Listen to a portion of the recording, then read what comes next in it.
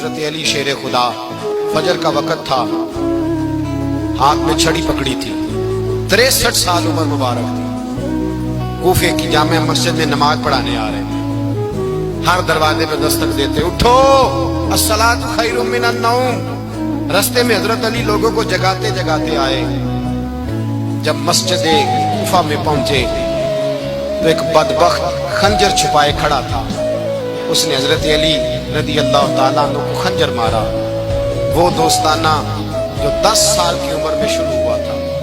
جب شیر خدا کو خنجر لگا تو پتہ لفظ کیا تھے؟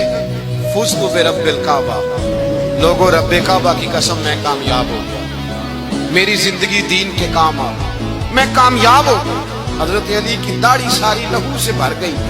حضرت شیر خدا فرمایا کرتے تھے، ایک دفعہ میں بڑا بیمار ہوا، میرے سے اٹھ کے کھڑا نہیں ہوا جاتا تھا، حضور تیمارداری کرنے آئے تو میں نے کہا یا رسول اللہ پتہ نہیں بچوں گا کہ نہیں۔ حضور نے فرمایا علی نہیں، تو اس وقت دنیا سے جائے گا جب تیری داڑھی لہو سے رنگین ہو جائے گی۔ شیر خدا کہتے ہیں جب زخم لگا تو میں نے نیچے جھکا کر دیکھا تو داڑھی لہو سے بھری ہوئی ہے، میں نے کہا بس وہی کامیاب ہو گیا۔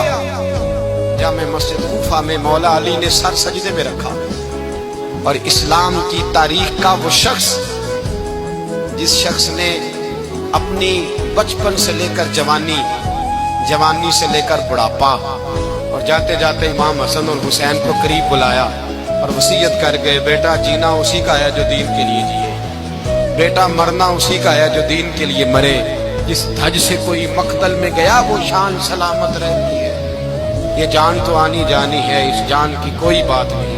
حضرت شیر خدا کرم اللہ تعالی وجہ الکریم خاتم الخلفاء تھے، ان پر خلافت اسلامیہ ختم ہوئی۔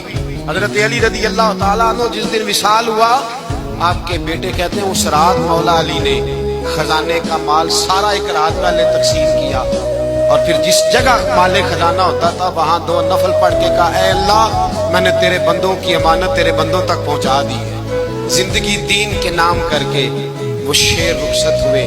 21 رمضان المبارک کی شام ڈھلی تو حضرت علی المرتضیٰ شیر خدا رخصت ہوئے۔